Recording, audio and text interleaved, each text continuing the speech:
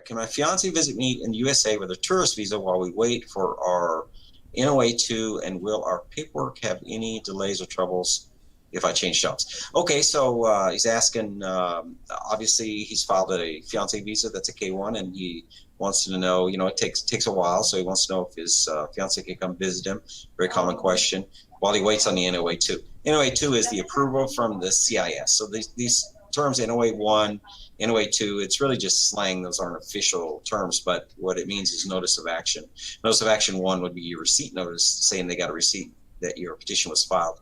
And then the NOA2 typically is going to be the second notice of action received, and it's usually, you hope, is the approval.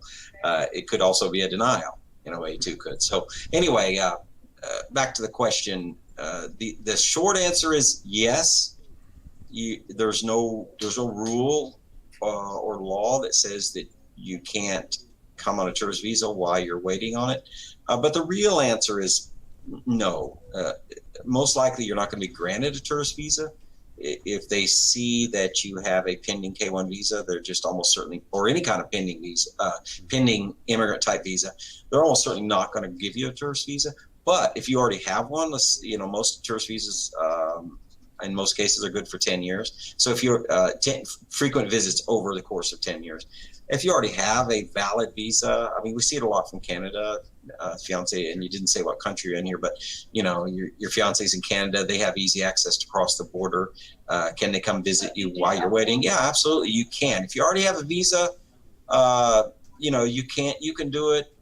The problem becomes, you could be denied at the border. We've seen that happen. We don't have a good grip on how often it happens because we basically usually only hear from the people who had problem got denied at the border. But the CBP guy at the border, Customs and Border Protection, when he looks up your ID and he sees in there you've got a pending case, if he suspects you're actually trying to shortcut the process, because he already knows, because you've got a pending visa, they already know your intent is you want to live in the United States. They already know that.